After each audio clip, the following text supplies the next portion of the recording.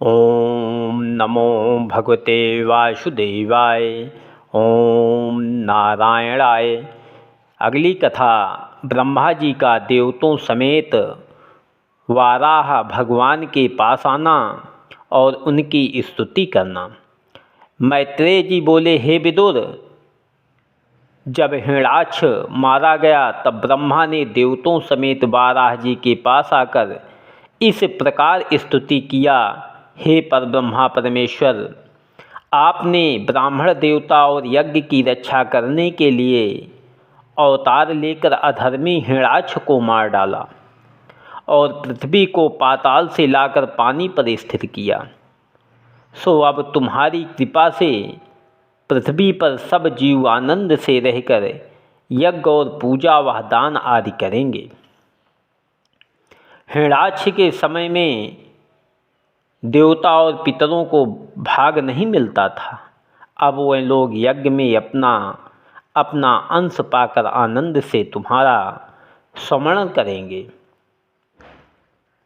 जब देवता लोग स्तुति कर चुके तब पृथ्वी स्त्री रूप होकर वाराह जी के सामने आई। उसने हाथ जोड़कर कहा, हे ज्योतिष स्वरूप, आपने दया करके मुझको पाताल से लाकर पानी पर स्थिर किया। अब छोटे बड़े संसारी जीव अपने चरण मेरे ऊपर रखते हैं, सो मैं आपने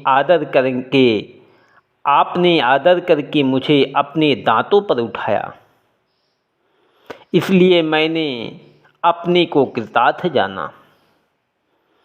क्योंकि तुम्हारे चरणों की छाया संपूर्ण जगत पर पड़ती है, सो मेरी छाया तुम्हारे सिर पर पड़ी।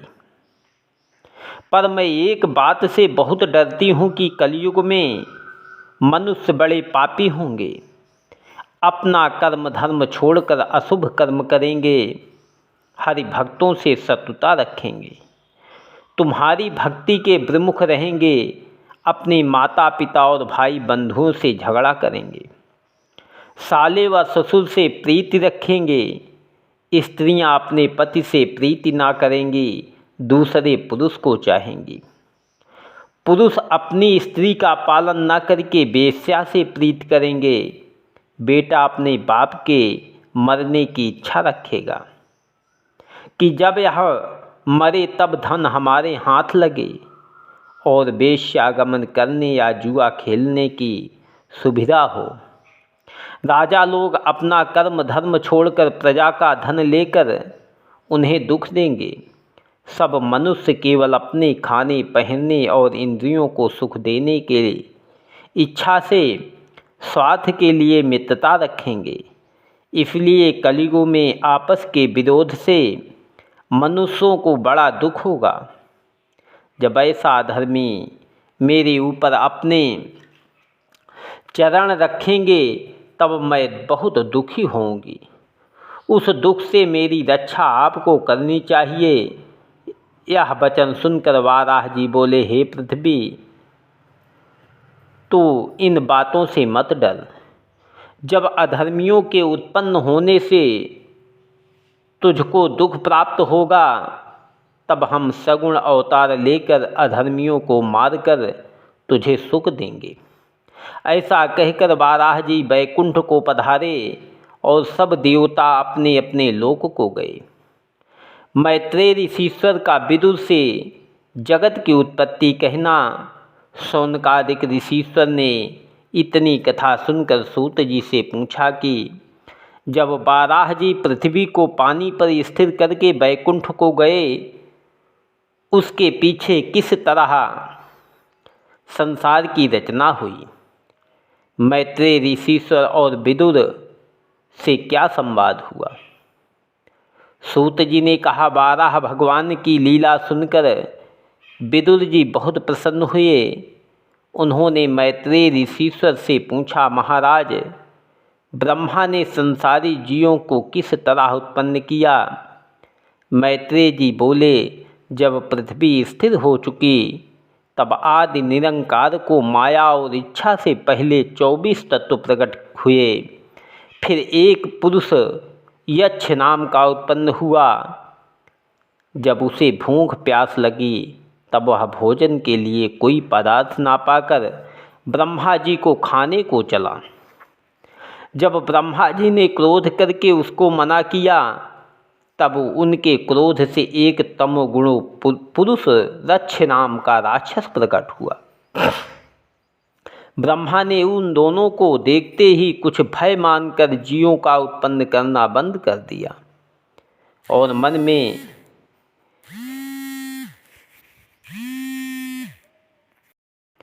भय मानकर जीवों का उत्पन्न करना बंद कर दिया और मन में विचारा कि हमारे इस तन से सृष्टि रचने में अधर्मी लोग उत्पन्न होंगे।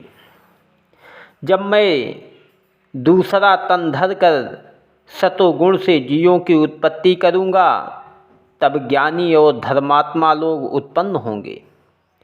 ऐसा विचार कर उन्होंने अपना वह तन छोड़कर दूसरा शरीर धारण किया और अपने पहले शरीर के दाहिने अंग से स्वयंभू मनु नाम का एक पुरुष तथा बाएं अंग से शतरूपा नाम की स्त्री उत्पन्न करके दोनों का विवाह कर दिया। स्वयंभू मनु ने ब्रह्मा जी से कहा कि महाराज मुझे क्या आज्ञा है।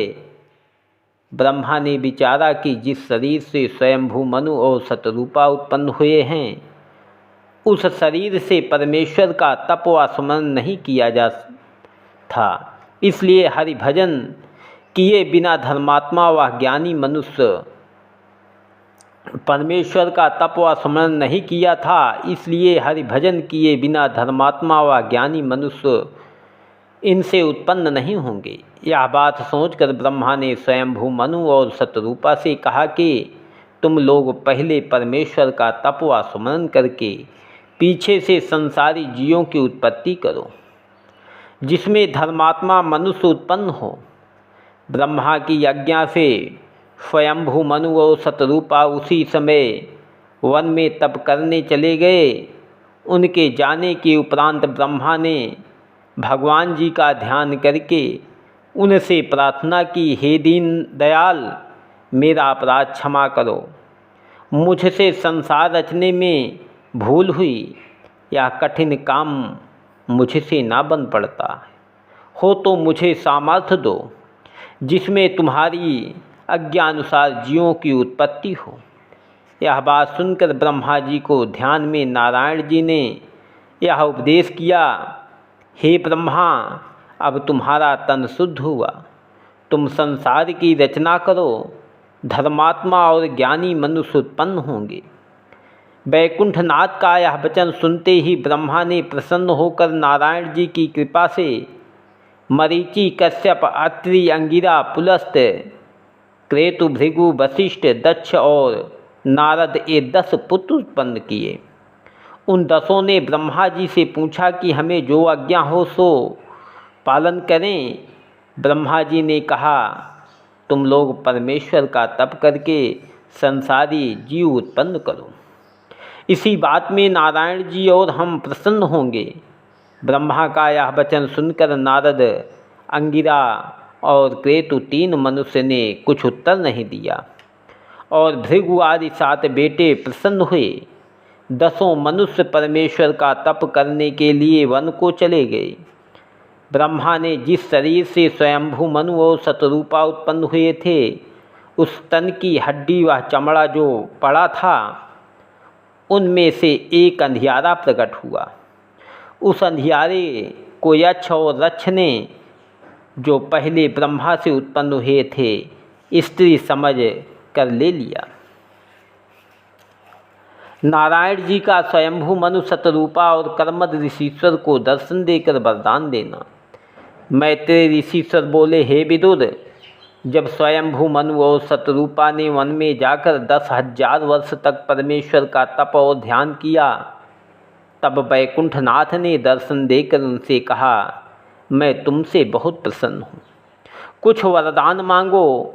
स्वयंभू मनु और शतरूपा ने परब्रह्मा परमेश्वर का दर्शन पाते ही बहुत स्तुति और पूजा करके हाथ जोड़कर कहा, हे दीनानाथ, अंतर्यामी, हमने संसार उत्पन्न करने और राजगद्दी का सुख भोगने के लिए तप किया है, सो हमने बड़ी भूल की जो राज्य की इच्छा से तप किया। मुक्ति प्राप्त करने के लिए तप और स्मरण उचित था। नारायण जी ने यह वचन सुनकर कहा, हे स्वयंभू मनु, जिस मनोरथ के लिए तुमने तप किया है वह वरदान मांगो। उसके सिवा और जिस वस्तु की तुझे इच्छा हो वह भी मुझसे मांग लो। जब वैकुंठनाथ की ऐसी दयावह कृपा स्वयंभू मनु और शतरूपा ने अपने ऊपर देखी, तब हाथ जोड़कर बोले, हम चाहते हैं कि आपके समान पुत्र हमारे घर उत्पन्न हो। यह बात सुनकर पर ब्रह्मा परमेश्वर ने कहा, मेरे समान दूसरा कोई नहीं है जो तुम्हारे यहाँ उत्पन्न होकर तुम लोगों की इच्छा पूर्ण करे, इसलिए हम स्वयं तुम्हारे घर अवतार लेंगे। ऐसा कहकर नारायण जी अंतर ध्यान हो गए। स्वयंभू मनु और शतरूपा ने ब्रह्मा जी के पास आकर दंडवत किया। स्वयंभू मनु और अपने पिता की आज्ञा से संपूर्ण पृथ्वी का राज्य करने लगे। स्वयंभू मनु और शतरूपा से 2 बेटे उत्तानपाद और प्रिव्रत तथा 3 कन्याएं आकृति, देवहूति और प्रसूति नाम की उत्पन्न हुई। उत्तानपाद के ध्रुव नाम का पुत्र उत्पन्न हुआ और प्रिव्रत पहले नारद जी के ज्ञान सिखलाने से विरक्त हो गए थे। फिर उन्होंने ब्रह्मा जी के समझाने से 7 द्वीपों का राज्य किया। स्वयंभू मनु ने आकृति का विवाह रुचि नामक ऋषीश्वर से कर दिया। ब्रह्मा जी के बेटे कर्मद ऋषीश्वर ने अपने पिता की आज्ञा से 10,000 वर्ष तक परमेश्वर का तप किया। जब नारायण जी ने प्रसन्न होकर दर्शन देने के उपरांत उनसे कहा कि तुम वरदान मांगो, तब कर्मद ऋषीश्वर दंडवत और पूजा स्तुति करके हाथ जोड़कर बोले, हे ज्योतिष स्वरूप अंतर्यामी, मैंने संसार उत्पन्न करने के लिए तप किया है। यह वचन सुनकर वैकुंठनाथ ने कहा कि मुझे पहले से तुम्हारे मन का हाल मालूम था, सो मैंने तुमको इच्छापूर्वक वरदान दिया। इसके सिवा और जो कुछ चाहते हो वह सब तुमको मिल जाएगा। आज के तीसरे दिन स्वयंभू मनु तुम्हारे पास आकर अपनी कन्या देवहूति तुझे विवाह देगा और हम तेरे यहाँ अवतार धारण करेंगे।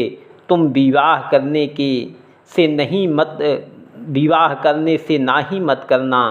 या कहने के उपरांत वैकुंठनाथ की आँखों से यह समझकर आंसू बहने लगे कि देखो, कर्मद ऋषीश्वर ने केवल विवाह के लिए जो सदा स्थिर नहीं रहता 10,000 वर्ष तप किया।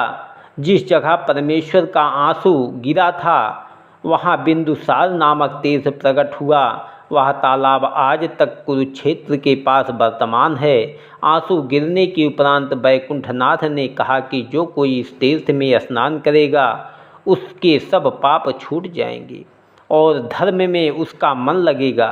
यह कहकर परब्रह्मा परमेश्वर वैकुंठ को पधारे और कर्मद जी स्वयंभू मनु के आगमन की आज्ञा आशा करके लगे। तीसरे दिन राजा स्वयंभू मनु अपनी स्त्री शतरूपा और कन्या देवहूति समेत जड़ाऊ रथ पर चढ़कर पहले बिंदुसार तीर्थ में गए। वहाँ स्नान करने के उपरांत फिर कर्मद ऋषीश्वर के स्थान पर जाकर उन्हें दंडवत किया। कर्मद जी ने बड़े आदर भाव से उन्हें बैठाया और उनकी प्रशंसा करने लगे। इतनी कथा सुनाकर सूत जी ने शौनकादिक ऋषीश्वर से कहा कि स्वयंभू मनु और शतरूपा कर्मद जी का रमणीक स्थान देखकर बहुत प्रसन्न हुए। उन्होंने अपनी कन्या देवहूति का विवाह कर्मद जी के साथ करने का विचार किया और कर्मद ऋषीश्वर के सामने खड़े होकर हाथ जोड़कर बोले, महाराज नारद जी के मुख से आपके गुण सुनकर मेरी कन्या देवहूति की इच्छा तुम्हारे साथ विवाह करने की हुई है। उनसे अपनी माता से यह हाल कहा। मैं अपनी स्त्री से उनका मनोरथ सुनकर विवाह करने की हुई है। उसने अपनी माता से यह हाल कहा और मैं अपनी स्त्री से उसका मनोरथ सुनकर उसको साथ लेकर तुम्हारे पास आया। मेरी कन्या आपकी सेवा में रहेगी। यह बात सुनते ही कर्मठ जी मन में बहुत प्रसन्न होकर बोले, हे राजन, तुम्हारा कहना मुझे अंगीकार है। कदाचित कोई मनुष्य कुछ वस्तु अपनी प्रशंसा से किसी को दे तो अवश्य उसको ले लेना चाहिए, नहीं तो पीछे दुख होता है। इसलिए मैं आपकी आज्ञा से बाहर नहीं हूँ। पर जब तुम्हारी कन्या के संतान उत्पन्न हो जाएगी तब मैं गृहस्थी छोड़कर हरिभजन करने चला जाऊंगा। स्वयंभू मनु ने ऋषिश्वर महाराज का कहना मान लिया। देवहूति ऐसी सुंदरी थी कि कामदेव की स्त्री रति भी सौंदर्य में उसके समान ना थी। ओम नमो भगवते वासुदेवाय। ओम नारायणाय नमः।